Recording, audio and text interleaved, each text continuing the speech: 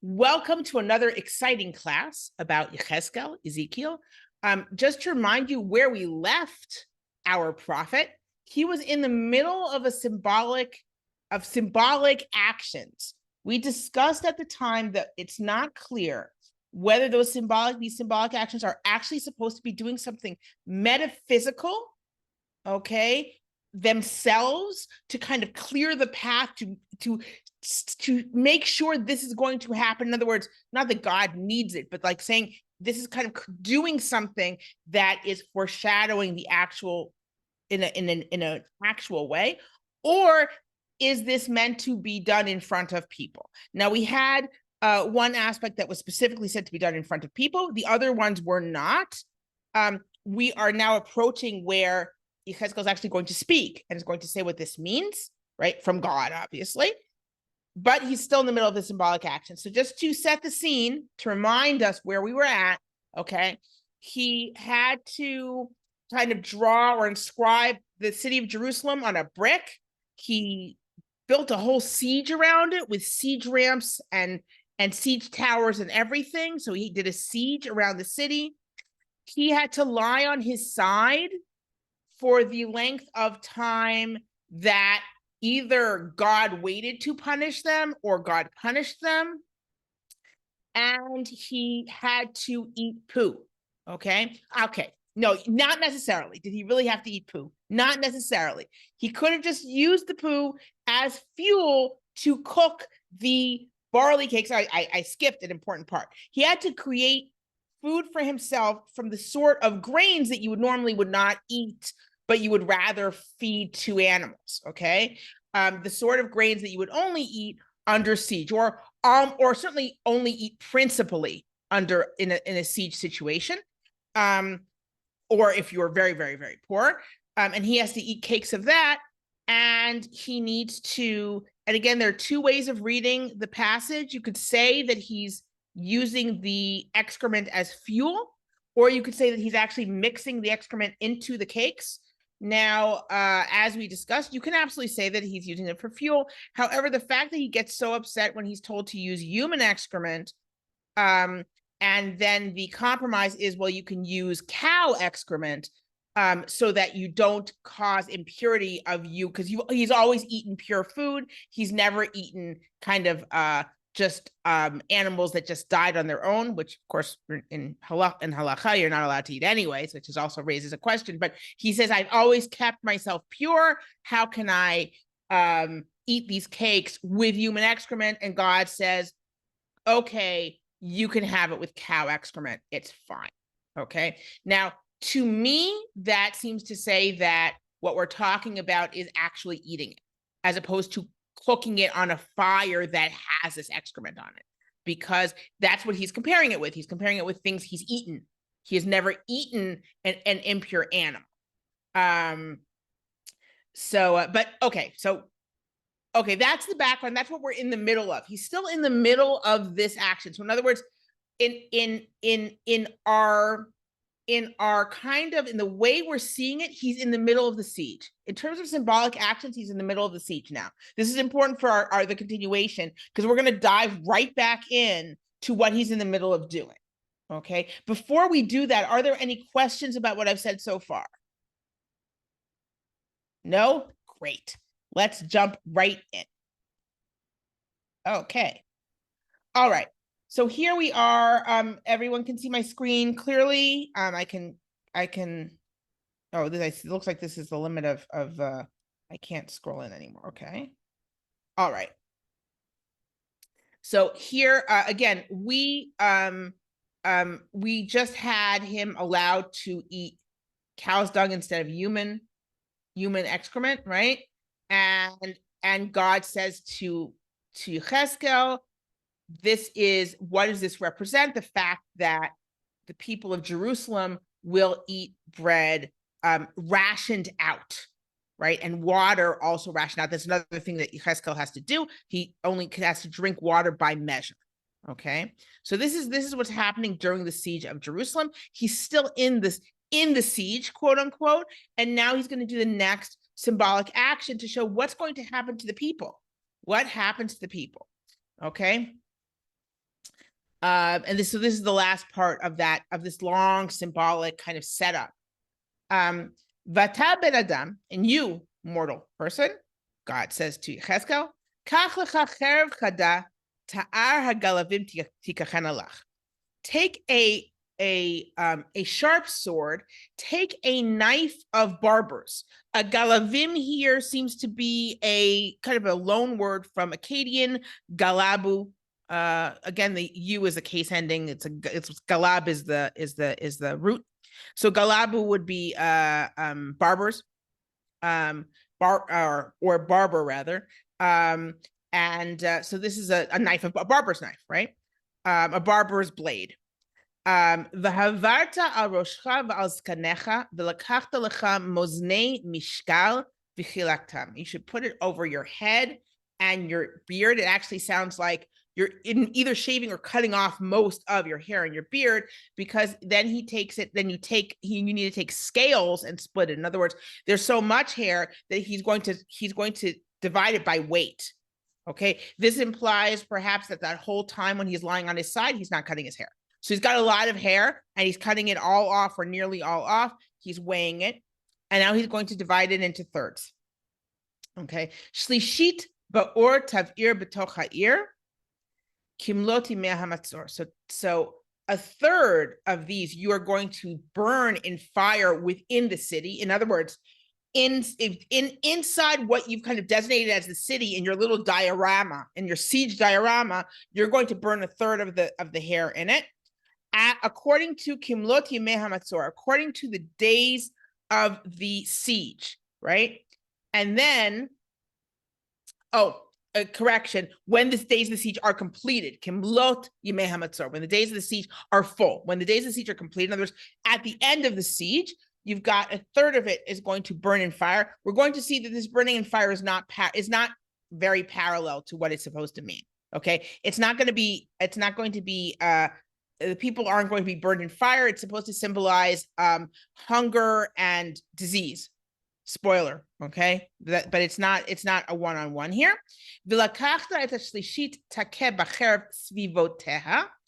And a third, you're going to smite by the sword around the city. In other words, these are people who go out of the city to fight, and they're going to die by the sword. All right? Vashlishit tizrel ruach. And a third you will scatter to the wind. These are, of course, the exiles, right? And I will, and here there's a little of a slip into the meaning of the action, and I will unsheath my sword after them. In other words, they are going to be scattered to the wind, and an army will prevent them from returning. In other words, they can't return because because if they do, they will be killed by the sword. All right. So in other words, a third die in the city, third die around the city by the sword, and a third are going to be exiled. And now it's going to get worse. And take, it seems like he's taking some of the ones that are scattered, perhaps. Take some of them, a few of them, and tie them up in the skirts of your clothing. And take some more of them and throw them in the fire. You should burn them in the fire. Okay, pause. So this is, some of the exiles are going to be safe and some of the exiles are going to die. Okay. Now you don't have to read it that way. You could just say, well, but clearly it's supposed to be some of the survivors he's taking. He's taking some of the survivors and kind of protecting them in his cloak. Remember that in a lot of this, Yechezkel's playing the role of God, right? And some of them are, even though they're exiled, they're still going to die. Okay. From there, the fire will go out to all the house of Israel. There are a couple ways to understand this. Either the fire will go out to all the house of Israel, all the exiles, or we're going back to Pasuk Bet here to verse 2. Oh, we're reading, and I forgot to say, we're reading Yechezkel. Hey, we're reading chapter 5 of Yechezkel, right? This whole thing. Where the fire that consumes the inside of the city will go out to all the house of Israel. And this kind of is the end of it. In other words, that some of the fire will even reach the exiles. Okay. And now, and that's the end of symbolic action. Now, again, is this done in front of anyone? If it's not done in front of anyone, then once again, we're back into the idea that that by Yechezkel doing this, this kind of is the actual precursor that does something in the universe, right? That is paving the way for the actual destruction of Jerusalem, right? Again, it's a very close and now we're finally getting to a nice long explanation of what all these symbolic actions mean. And it's going to go back to different parts of the symbolic action. Okay. Now note, and I want to note that here it starts with, so says the Lord God, so says God. This is the beginning of a prophecy, as opposed to, let's go back for a bit here, when it just says, Vayomer Eli ben Adam hineni shover. And he said to me, mortal, behold, I am breaking the staff of bread from Jerusalem. So it's not that this isn't a prophecy, but this is clearly a declaration. Where we're at now is a declaration. So says God. This is absolutely a designated prophecy. Okay. And now we're going to get an explanation of all this. All right. Ko amar Adonai Elohim, Zot Yerushalayim betoch hagoyim samtiha usvivoteha aratzot. Okay, so says God, this is Jerusalem. I set it among the nations. All around it are different lands. Vatemer et mishpatai lirish'ah min hagoyim. And she rebelled against my rules, worse, more acting even more wickedly than the nation around her. Ve'et chukotai min haratzot asher svivoteha, and against my laws, more than the lands that surround her. Ki b'mishpatai ma'asu, or ma'asu, v'chukotai lo halchu b'hem, because they rejected my laws and they did not walk in my ways. They did not obey my laws. So in other words, and this is a theme that you get in different prophecies, the idea that Israel was worse than the nations around. Right. And therefore, what we're going to see is, therefore, God is going to be unusually, you could say, cruel to Jerusalem, as we're going to read. I'm not making this up, unusually cruel. This is something that's going to come out later in the prophecy. Okay. I'm going to pause here for any questions. If anyone has questions about what we've done so far, before we kind of dive into more of the not particularly happy prophecy. Anything? Okay. Get ready. All right. I mean, we already kind of know where this is going. I've said this before. Just before I dive in, my niece always knew a lot of midrash and knew a lot of Tanakh, and people said, why don't you? And she wasn't that interested in like going into doing the international, Bible competition or any of that sort of thing. She wasn't into it so much. And I'm like, people are like, why not? And she says, because I know how it ends, and it doesn't end well. And that's kind of how I feel when we're reading these prophecies. We know where this is going, and it's not going to be fun, right? So here we go. Lachen, Ko amar Adonai Elohim, Yan hamonchem min hagoyim, asher svivotechem, b'chukotai lo alachtem, v'et mishpatai lo aseitem, u'mishpatei hagoyim, asher svivotechem lo asitem. It says, therefore, and we have kind of a repeat, because you, hamonchem seems to mean you made a lot of noise, meaning you were worse, or you raised yourself up, or you were both arrogant and sinning. We can see a similar use here in Psalm. This is 83, right? Yeah, Psalm 83. Verse 3, Ki hine oivecha yehemayun umisanecha nasu rosh. We can see from the parallel here, for your enemies yehemayun kind of made a lot of noise, but the parallel is, and those who hate you were arrogant. Okay, so that's the meaning here, that because you were arrogant more than any of the nations around you, and you didn't follow my laws, and you didn't even do according to the laws of the nations around you. In other words, you were worse than everyone else basic moral laws that everyone around you did, even that you didn't do. Okay. And you'll see that with Yechezkel, I said moral laws, but it's not just moral laws. With Yechezkel, everything is one. Everything is the same. He doesn't really distinguish between moral laws and kind of ritual laws. Like, in other words, for him, idol worship, desecration of the temple, and certain moral laws, they're all called a toiva, right? We'll see that in a bit. They're all called an abomination. So he said that you did worse than all the nations around you, not necessarily specifically moral laws, but whatever. They're not keeping the rules of the nations around you. And also, we've seen this in other prophecies, this idea where other nations know how to be grateful and you guys don't, right? Like, or an animal knows, to thank the person who feeds him and you don't, like that kind of thing.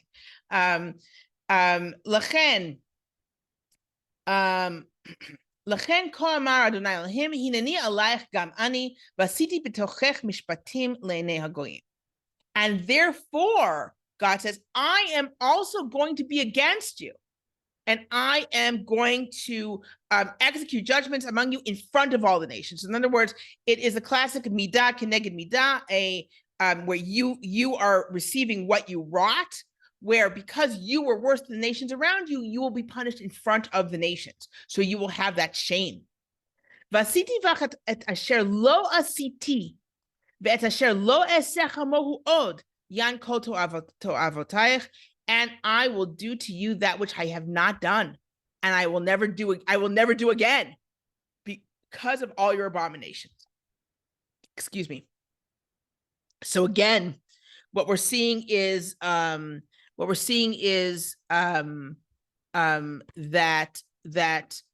you have done something so bad that God is going to be unusually cruel. This explains the unusual cruelty of the destruction and exile during the first temple. Okay. And again, if we look at toivot, abominations, so if we look at, let me just pull this up. So here we'll see that in Ezekiel 8, for example, so here and throughout this chapter, take my word for it, to'evot, right? Abominations are specifically talking about idol worship. So throughout this chapter, to'evot is talking about idol worship. Okay, if we look at chapter 18,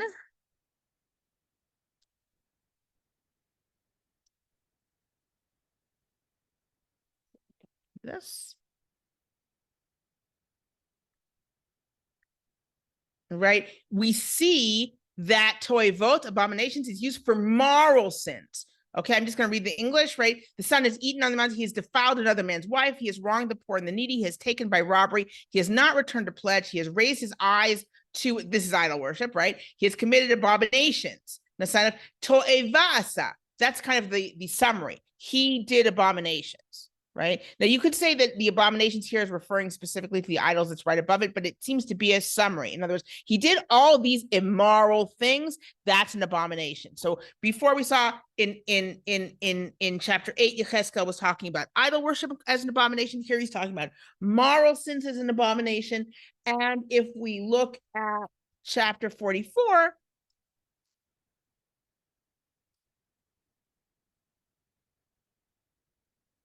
we'll see that, and again, let me find, and we'll see that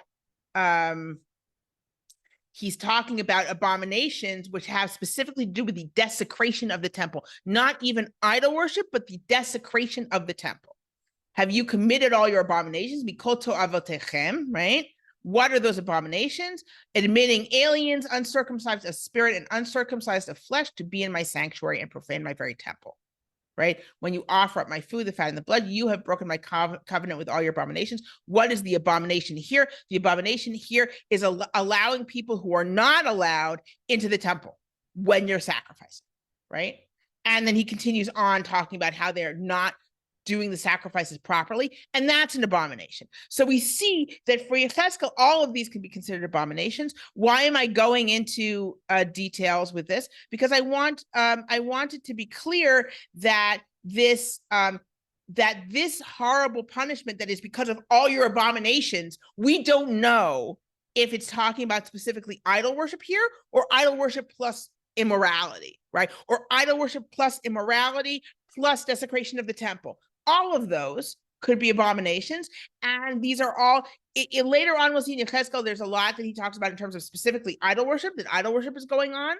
And that seems to be the most likely subject here, but it could be other things as well that are being referred to here, okay? Lachen, avot yochlu banim betochech, ubanim yochlu avotam, vasiti bach shvatim v'zeriti et kol she'eritech lechol ruach. Therefore, fathers will eat children within you. This is during the siege, right?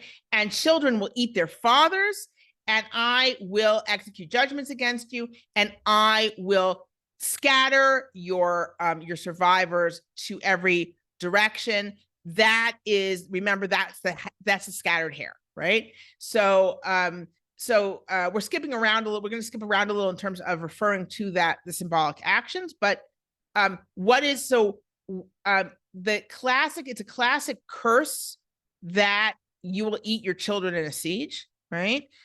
We have an example of it that's supposed to be in practice in the Book of Kings, right? Specifically in the north, where a woman has made a deal with her neighbor that they're going to split eating their kids, and then the neighbor doesn't give her kid to eat, and she goes to the king to complain, and the king is like, the prophet's going to die, right? Because I blame him, right? So that setup is supposed to be the culmination of the curses. Let's take a look at those curses. So in Vayikra Chavav, in Leviticus 26, this is again if you disobey God, right? V'alachti imachem b'chamat keri, you go against me in, I would say, in wrathful, wrathful hostility. I don't know what it's in wrathful kind of rebellion, right? What is God going to do? You are going to end up v'achaltem b'sar b'nechem u'v'sar b'notechem tochelu. You will eat the flesh of your sons and the flesh of your daughters, right? We have a similar curse in Deuteronomy and Dvarim. Okay. Deuteronomy 28, okay, verses 53, Nun Gimel, V'achalta pribit nacha b'sar b'necha uvnotecha, asher natan lecha Adonai Elohecha b'matzor uv'matzok asher yatzik lecha oivecha, and you will eat the fruit of your stomach, of your loin, you could say of your loins, the flesh of your children, of your sons and daughters that God gave you in because of essentially the siege and the distress that you will be caused by your enemies. Okay, and it goes on about it in Devarim, in pure Devarim and Deuteronomy form, expands on it, right?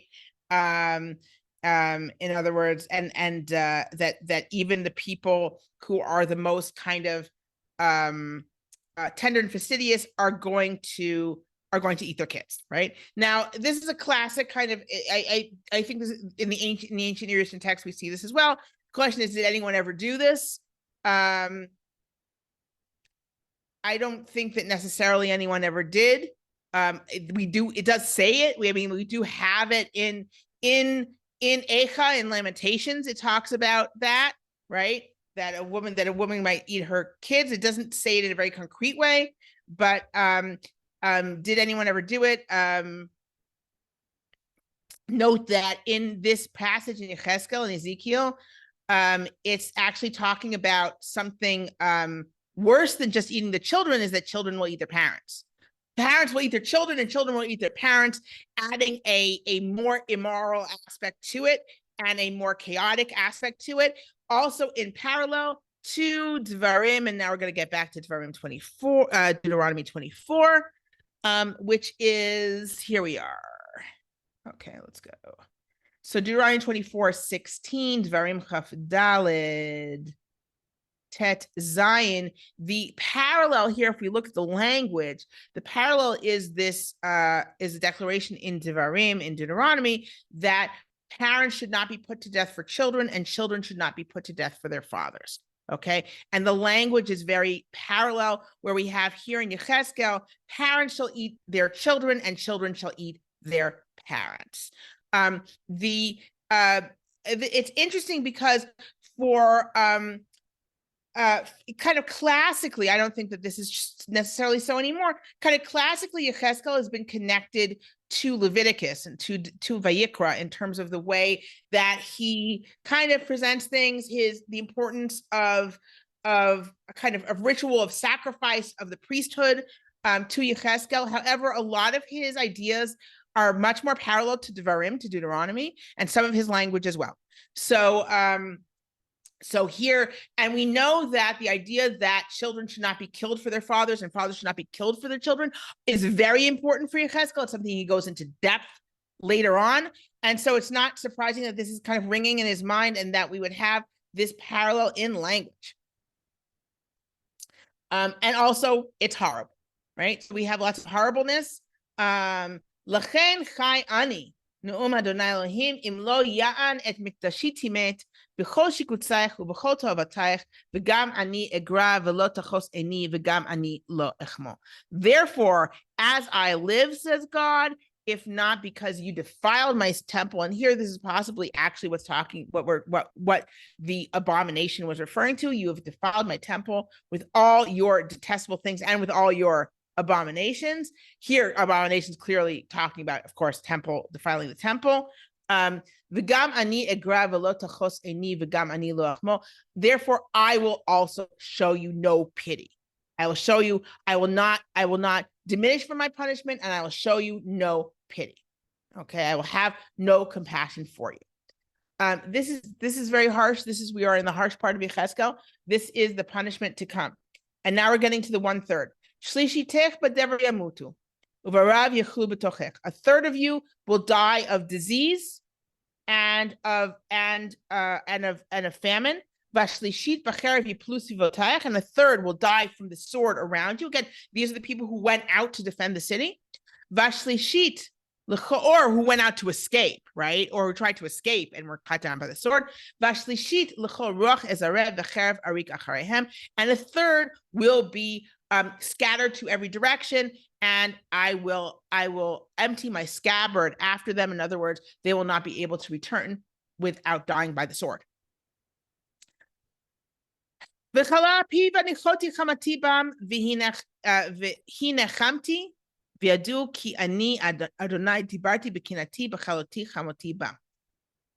I will vent all my anger, and that is how I will. V'hinechamti is I am going to kind of get rid of all my anger this way. This is the way I'm going to calm down, right? And you will know that I am God. I have spoken in my jealousy, my vengeance. When I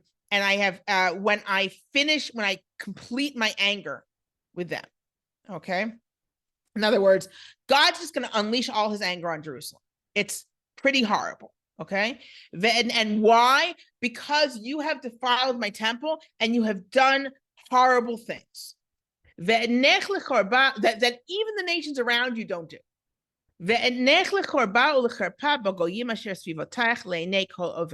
And I will make you for a ruin and a mockery among the nations that are around you, for every traveler that passes. We see this. We see this sort of thing in Yirmiyah. We see this sort of thing first of all as a curse, right? If we go back to Vayikra, to Leviticus, that's in the curse here. I will make I will make the land desolate, so that your enemies who settle in it shall be appalled by it. In other words, the idea that even people around you say, "Oh my God, what did you do?" Right? What did they do? Look how low they've been brought, right? And but we're much more familiar with language, and it's closer if we look at Jeremiah, Chaf Daled 24. here we have, here we go. Unatatim lira'a lechol mamachot ha'aretz lecherpa ulemashal lishnina v'leklala b'chol mekomot asher dichem sham. I will make them a horror and an evil for all the nations around, for shame and for a lesson, right? For disgrace and a curse in all the places that I scatter them. In other words, people are going to be like, do you want to be destroyed like Jerusalem? Right? Look at what happened to them. Right? And that is something we also have, again, also in Lamentations and Echa. We also have that idea. It isn't the only place we have it in Yirmiyahu. We have it later on as well. And that idea that you are going to be such a ruin and a mockery, you're going to be such a ruin that everyone around you kind of clucks their tongue and goes, wow, right? That adds to your destruction and your shame. Okay, I'm going to take a break here because I see that there's some comments coming in that I have not been answering. Okay, let's take a look. So Yafa says, I remember we talked about a case where two women made an agreement to eat each other's children. Then one complained that the other didn't keep the agreement. That's right. It's in Kings.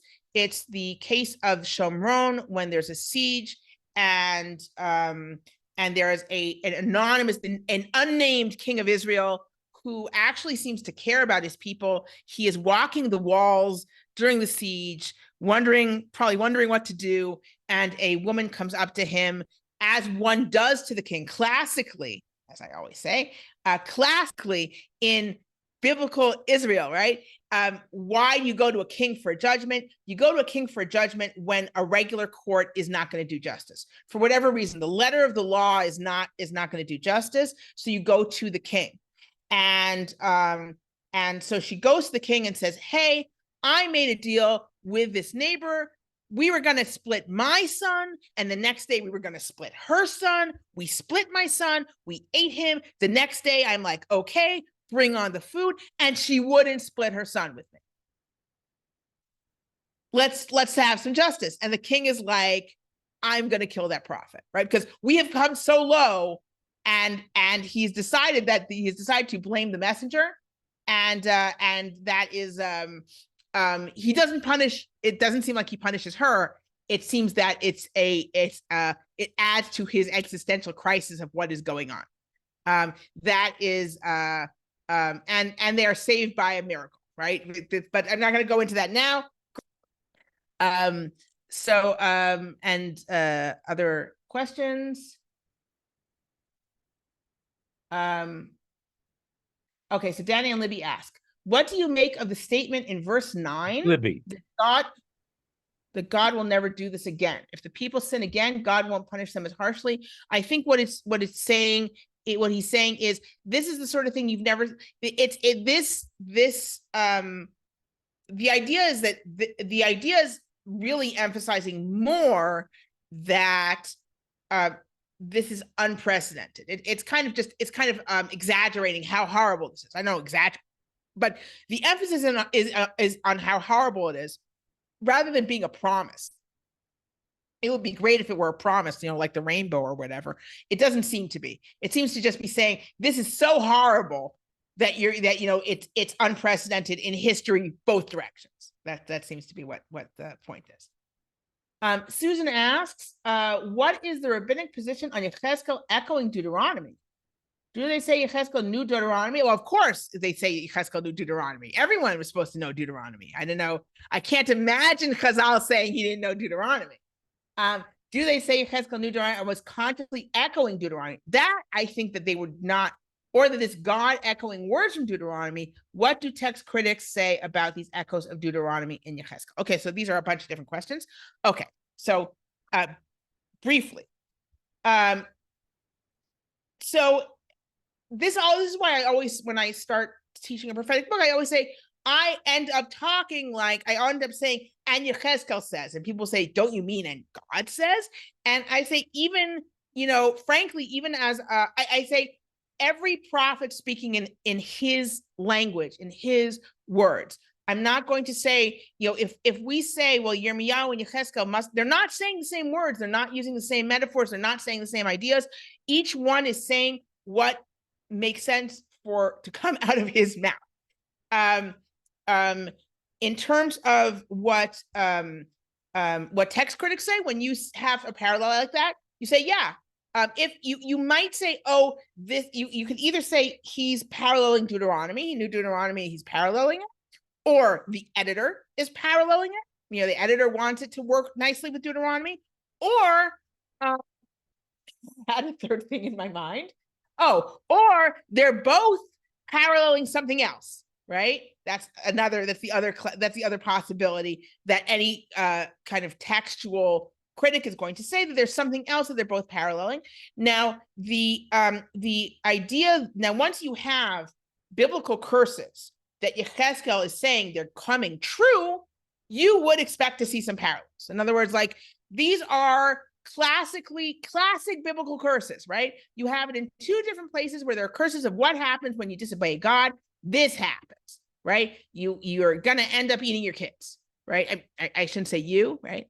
Well, people are gonna end up eating their kids. Why? Presumably because of a siege. You have it in two different places, in two different curses, two different biblical curses. So when a prophet says, and that's what's going to happen, this is that, and it parallels it, the meaning is, this is the biblical curse, it's coming true, right? The underlying kind of wider, broader meaning is that biblical curse that and I would say that the audience knows. They're either familiar with Deuteronomy, or they're familiar with Vayikra, or Leviticus, or they're familiar with both, right?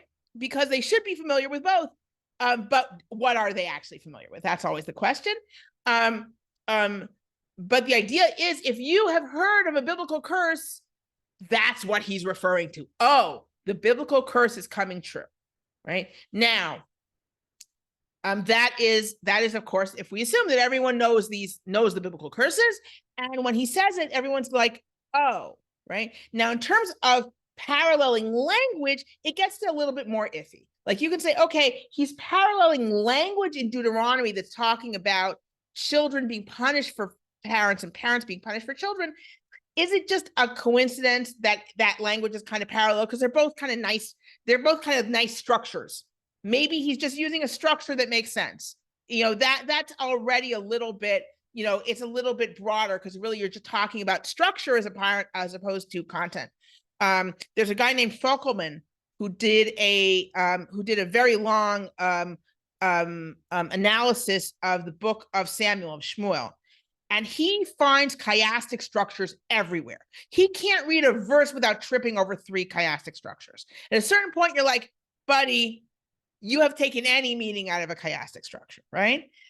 So when we talk about structures, what's a chiastic structure, you ask? Okay, a chiastic structure, and that Greek X looking letter is a chi. Okay, that's what. Okay, so chiastic structure is ABCBA, or sometimes just ABBA. It's ideally ABCBA.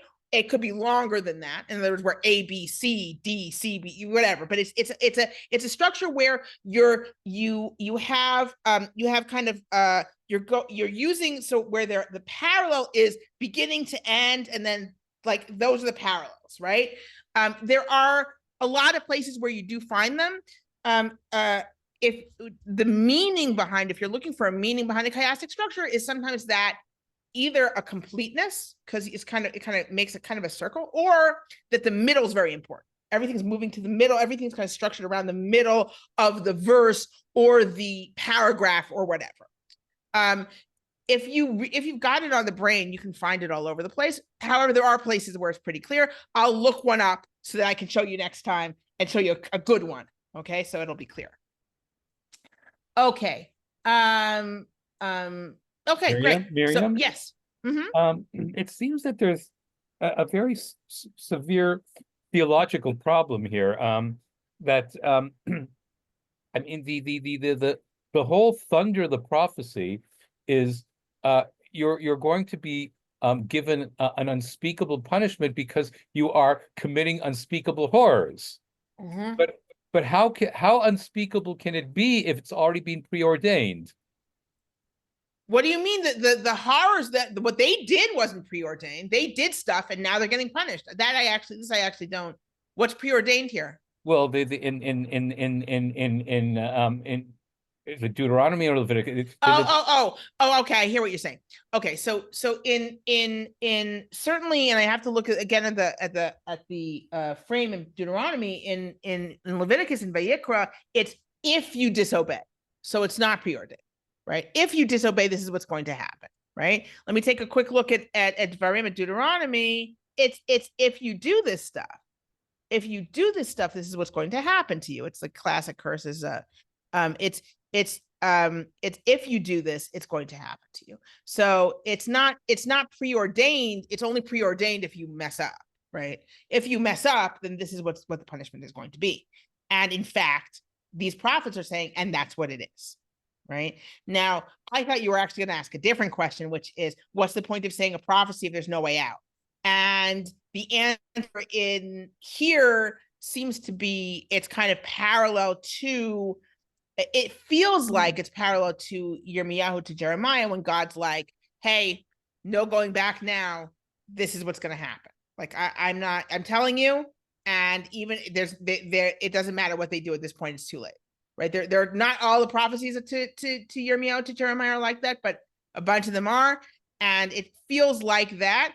Even though, and again, if you this works with, if you remember, if you go back a couple classes where we talked about that the explanation of prophet as watchman or watcher, or what's the best lookout, and prophet as lookout is kind of brought here from the towards the end of the book, like, or not towards the end, but later on in the book, right?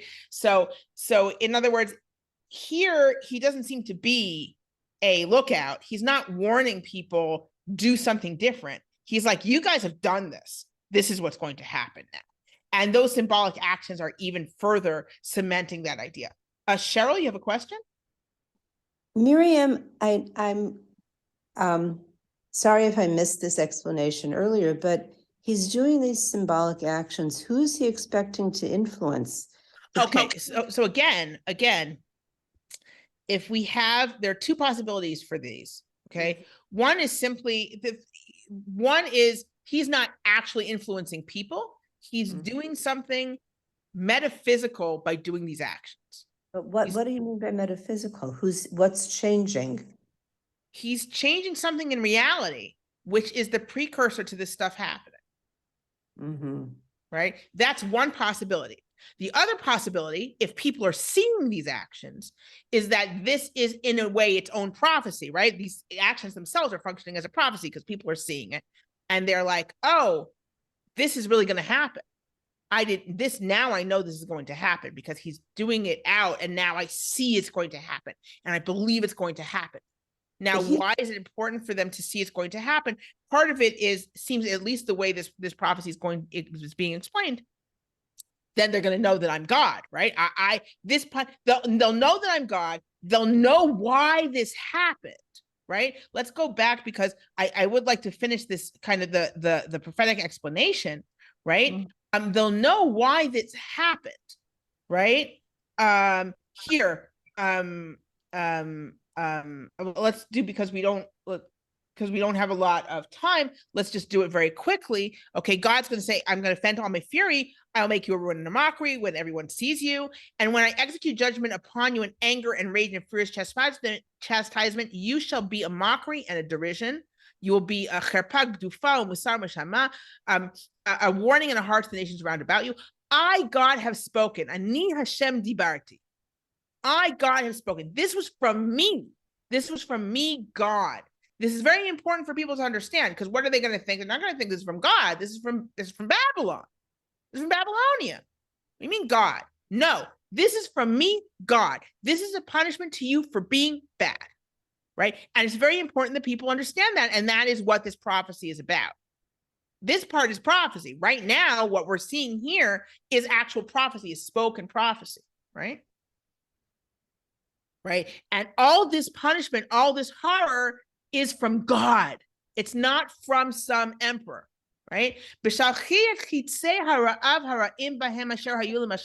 When I let loose the horrible arrows of famine, right? Which which become like a destroyer. I was going to send them to destroy you. And I will going to add more famine to you, and I will break the staff of bread, so you will have no food, right? And I will send against you famine and evil animals, and you will be killed. And disease and blood will go through you. And I'll bring a sword against you. Ani Hashem dibarti. I, God, have spoken. Right? So what is going on here? Just a second. What is going on here? Why do we have to know this prophecy? Again, we're sitting and we're reading a book of prophecy. So we already have a lot of basic assumptions, right? We're like, okay, this is from God. God's explaining. So what do we need this for? Like, if it's not to change, the answer is no. People don't have these assumptions. The audience isn't thinking, oh, this is from God necessarily, right? This is to say, you see all this happen. So let's say Ezekiel isn't actually doing something metaphysical, and this is all in front of people. The way we know that the cakes that he ate was in front of people, right? So let's say this is all in front of people. So people are saying, oh, wow, this is really going to happen. And when it happens, they'll remember this prophecy. They're going to know this was from God. This was prophesied by Ezekiel. This was from God. And the prophetic utterance will explain why. Why? Because you sinned. Remember those curses in the Bible? Guess what you did? And now this is what you get. Okay? This is the important thing of this prophecy. This prophecy is not leaving a place for repentance. Notice. There's no room for repentance in this prophecy. You messed up, and now this is what's going to happen. And what's interesting is that the audience for this prophecy are Jerusalem. They are sitting in Tel Aviv and Babylonia. They are not in Jerusalem, and yet their hearts are in Jerusalem. I do believe that their hearts are in Jerusalem. So they are taking this very seriously, right? So everything that happens to Jerusalem, they're there essentially in their minds, and they are getting this prophecy about Jerusalem. But it's too late for them to do anything. Yeah. So does it say that they're not the sinners? That if you're already exiled to Babylonia, no, I think they are in this prophecy. They are the sinners. There are other places where there is a distinction. In this prophecy, they are. In this prophecy, they are being told, "You did this." Realize they haven't been out for that long. Mm-hmm. They haven't actually been exiled for that long at this point. And this is Ezekiel's first prophetic action prophecy. And they haven't. They are guilty. They did this, right? We're going to see other prophecies later, which do seem to be more specifically aimed at the people who are still in Jerusalem, right? But this seems to be, and that's the whole house of Israel. It will spread over the whole house of Israel. What is the whole house of Israel? The whole house of Israel at this point is everyone who's left, right? No one's thinking at this point when they say house of Israel that they're thinking specifically about the northern kingdom. The northern kingdom is not there, it's gone, right? The house of Israel at this point, the same thing, in the same way, again, as when we say Bnei Israel, we mean us. It means us, the whole house of Israel, which is everyone, all the Judeans everywhere, right? All the Jews everywhere, right? So it's the whole house of Israel is everyone who's guilty, includes his audience, right? But again, it's not, this particular prophecy does not seem to leave room for repentance. It's explaining what's going to happen and why. Why is God so angry? We screwed up. Big time. Okay. So that's the reason. Miriam, could I just go over again briefly what you said?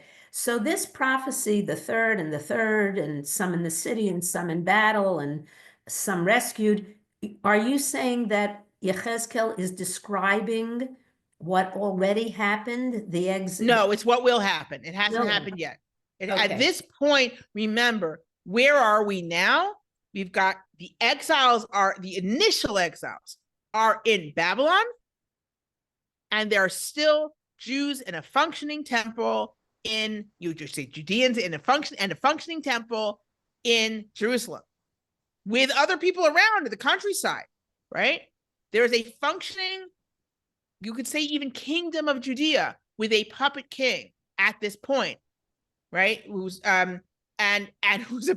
who's essentially in the process of or about to rebel against Babylon, right? That's what's going to bring them down, and it will bring them down. We're talking about the initial exiles who are sitting on their own. They and quite a few of them, again, according to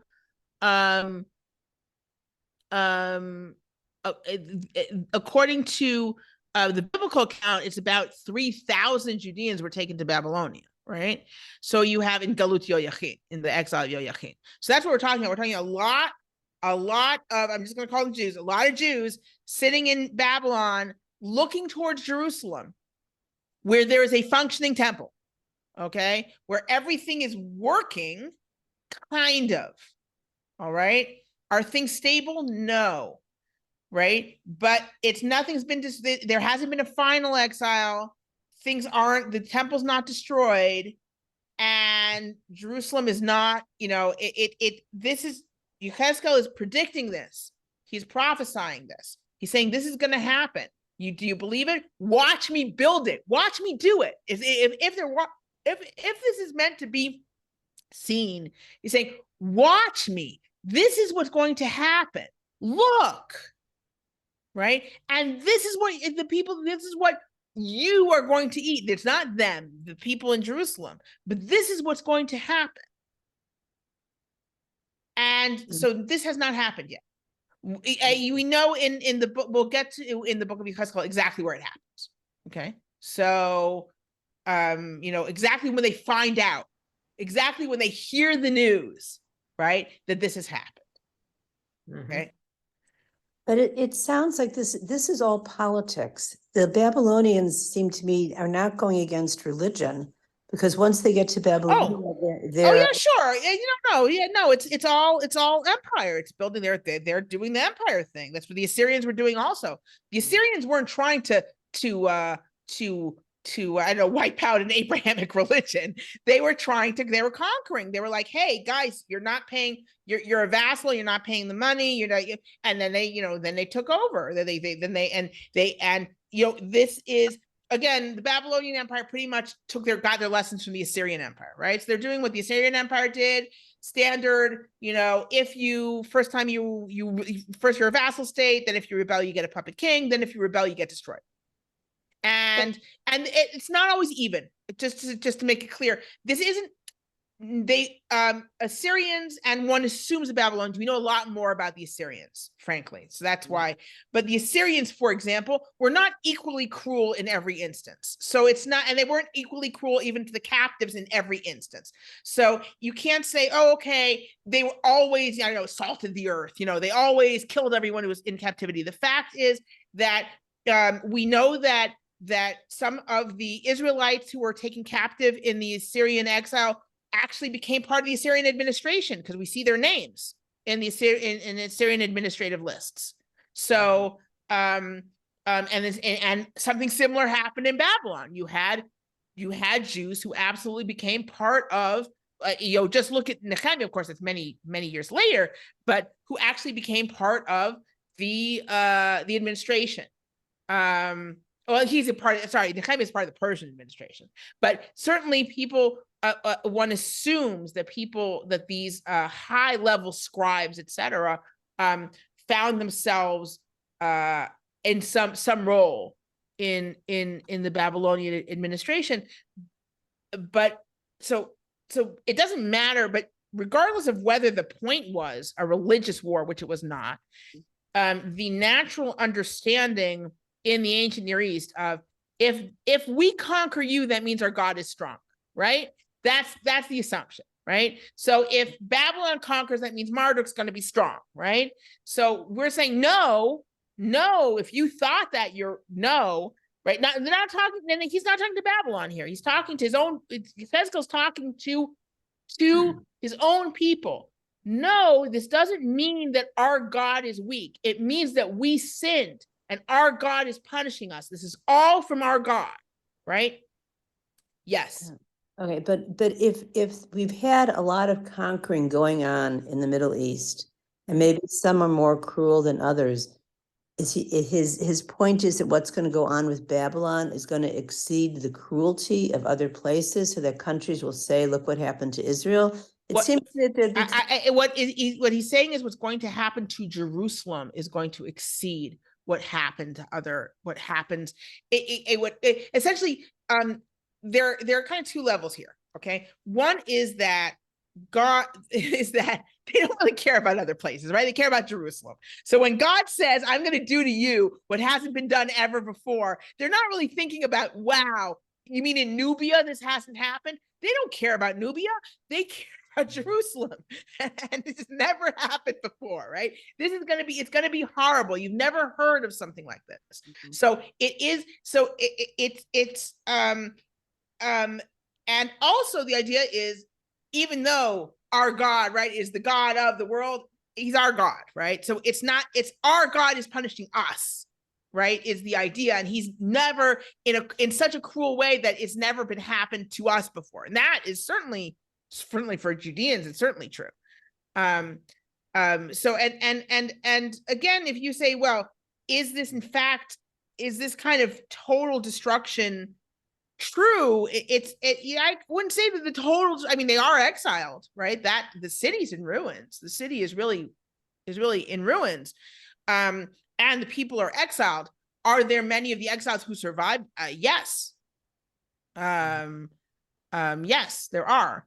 Are many of them, do many people die? Clearly, yes. So, it's a horrible thing. I think that the idea of, I see, Cheryl, that you're waiting. I'll just a second. I understand this better now than I ever understood it before. When I was sitting on Tisha B'Av and I heard Eicha, I heard Lamentations, I understood that feeling. You may be a survivor, but this is the most horrible thing that has ever happened. You understand that feeling of how could God do this? And this is the most horrible thing that I could ever conceive of, even though it's not the most horrible thing that you could admittedly conceive of something worse, but you can't. Do you understand what I mean? Like, and I think that that's what we're talking about here. Yes, Cheryl. So my question is, was the idea that we brought it on ourselves, we deserved it, was that a unique position, or did other conquered people also have that sense of? That is a really good question. I'm trying to remember because we have certain texts that are kind of parallel to Eicha in certain ways, not in every way, in certain ways. I don't remember if that has something about sin there. I would have to look, because those are talking about the city was destroyed. In general, those texts that we have that are kind of parallel to Lamentations seem to have been read when they rebuilt the temple or whatever. I don't, which is unlike our Lamentations, which was said without a rebuilt temple. In other words, the question is, when did we, like, it's written for a different purpose. I have to look and see if sin was mentioned there. I'll tell you one place where, and I can't answer that off the top of my head. I will say I'm going to make myself a note to because it's been a while since I looked at those texts. So I'll say, look at Lamentations text for sin. Look at Lamentations text for sin. Now, just a second. I want to say something. Text for sin. We do have, it's not unheard of in the ancient world for peoples or kings to say, we're being punished for a sin. right? Okay. So what am I thinking of? I'm thinking of the Hittite king prayers. There are prayers said by the Hittite king. It was a time of plague. They knew how the plague got there through some sailors and stuff, but also clearly they've screwed up somehow. So he's praying to the gods and saying, hey, if we messed up, please, it was my father. He's like, if I messed up, it was my father. It wasn't me. It wasn't me. It was my father. And look, if you kill all of us, who's going to give you sacrifices? Right. And he's kind of, saying, but he is saying, like, if someone sinned, it wasn't me, and they're dead now. So can we please, like, get rid of this plague? Okay. So it's not that no one ever blamed bad things on sin. I have to look up those lamentation texts though, and then I can tell you in terms of whether those mention sin. Miriam? Thanks. Yes. To say that the horrors that are about to befall Jerusalem are of a scale never seen before. I mean, in terms of scale, it's probably accurate because you're talking about the fall of Jerusalem and the end of the kingdom. But 2 generations earlier, in terms of the sheer horror of what was done, it wasn't unprecedented because the Assyrians in Lachish and the surrounding areas, in terms of the Lachish is pretty horrible. See, this is what's interesting to me, Danny. And I'm not saying this is one of the puzzles that we have when we have the biblical text and we have the archaeological findings. Because if we have archaeological findings, Lachish was a disaster and a horrible and a conquest that was unbelievable, apparently, big enough to make it into the Assyrian palace. So that was huge. We wouldn't even know about if we have the archaeological evidence. It would be a one-line reference in the book of Micah, right? And that's in a list. He's mentioning cities that have been destroyed, have been conquered, or going to be conquered. In other words, you would expect there to be ripples, to be people talking about it, and yet we don't have that in the texts. So all I can say is it doesn't have the impact of Jerusalem. Nowhere close. Nowhere close. Nowhere close. Jerusalem has a meaning that nothing else has. The destruction of Jerusalem has a meaning that nothing else has. Who knows what the story was? And I don't know in Lachish. Like, they fought fiercely for Lachish, and people were there. Maybe many people got out ahead of time, so that even though they took captives, they clearly took captives. You see in the reliefs that they took captives. Maybe it was fewer than maybe people were able to get out. Whatever it was, there isn't an echo. There is no echo, the echo that you would expect in the biblical text. It's not there. It's not there. And that's just a question. It's a question I've had for a long time. In other words, you look at the archaeological remains, and this is huge. And yet, if you look at the biblical text, you wouldn't even know about it. It's also, you wouldn't even know. It's also hinted at that in Yeshayahu Perek Aleph. Well, yes, it's hinted at in terms of how the entire countryland is laid waste. Yes, but countryland being laid waste is one thing, and people trapped in a city and eating each other is something else, right? It really is a different feeling to it of the countryside, people running in an open countryside and people trapped in a city are two different things. Right. And also, it's very different because Jerusalem has a meaning. And I think that, strangely enough, and again, I've said this before, we don't understand the meaning that Jerusalem had, because as much as it means to us now, and it means an awful lot, we constantly kind of bring it back to the temple. And the fact is, the city itself had this huge amount of importance and meaning. And again, I always go to a much later text, which is Nehemiah, right? Where Nehemiah is like, how can I live here and serve the king when Jerusalem is in ruins? And this is when there's a functioning temple. There's a functioning temple. And he's like, how can I continue with Jerusalem in ruins? And he says to everyone, we're going to risk our lives to rebuild Jerusalem. with a feather. We're going to risk our lives to rebuild Jerusalem. Jerusalem has this has an importance and has a and I think I honestly, now I'm thinking about it, I say thank God we don't understand it, because I think to understand it, Jerusalem, they saw Jerusalem ruined, and I don't want to see that.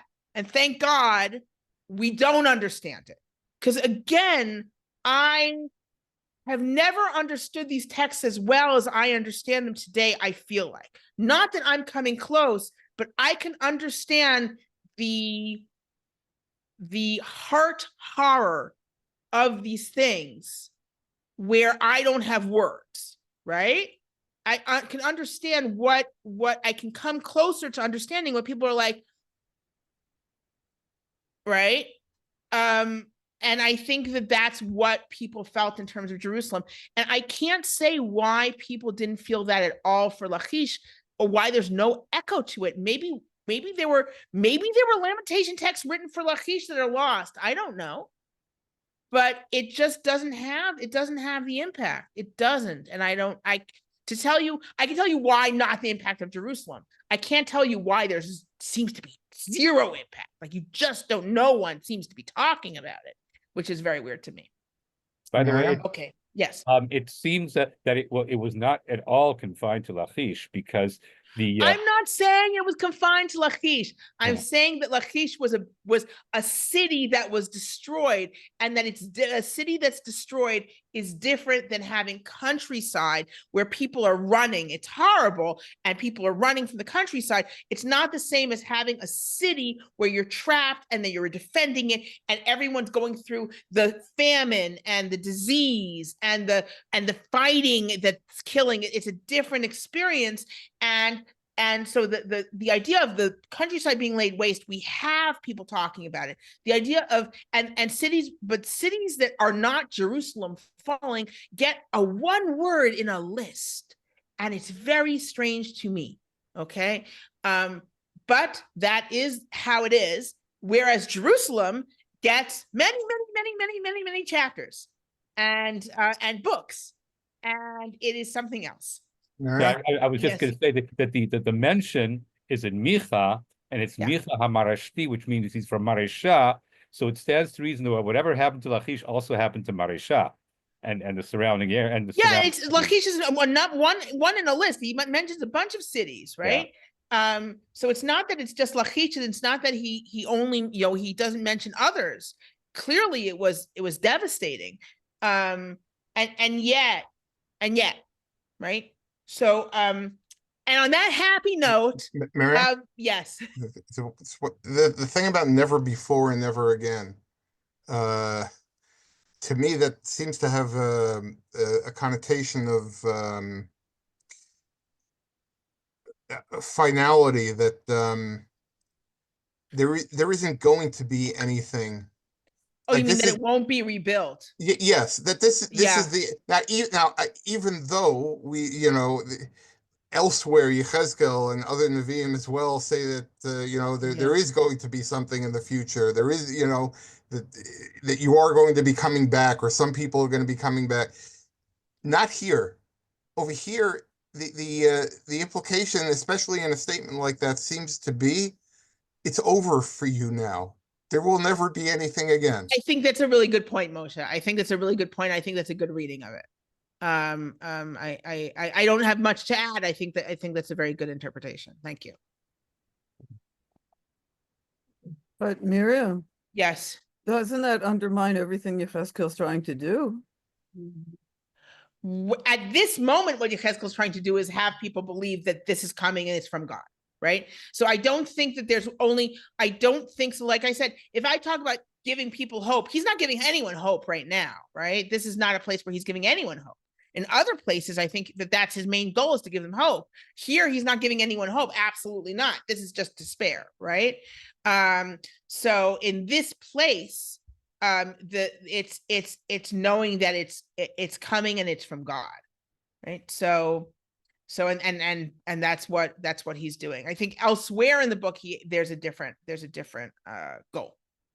True. So they're pointless. What? It seems rather pointless. It's not pointless because it's different points in time. And Yechezkel is actually interesting because it's so clearly chronological. In other words, as opposed to Yirmiyahu, where you never know when he's saying a specific prophecy, or almost never do you know when he's saying a specific prophecy. With Yechezkel, you almost always know, right? So you know this is in the beginning of his prophecy. And you'll know, so at this moment in time, this is what he's getting across. This destruction is coming. You might say that it will give them a little bit more of a floor to stand on when it happens. In other words, when it happens, at least they'll say God, at least they'll know God did it. It's not that everything is gone, right? Not that everything is gone. God did this. It was a punishment. I understand, quote unquote, even though no, you don't. But like, obviously, it's horrible, right? But this sets that stage. Then after the destruction, there's rebuilding. And Yechezkel's very much into rebuilding the hope that is lost through this event. You could say that what's happening now is to build that foundation, and it's horrible, but that's foundation that is from God, right? As horrible as that is, right? Because in many ways, it's more horrible that it's from God, right? But you're gonna need that foundation later. Well, thank you everyone, and thank you for a fruitful discussion. And I will see you next week.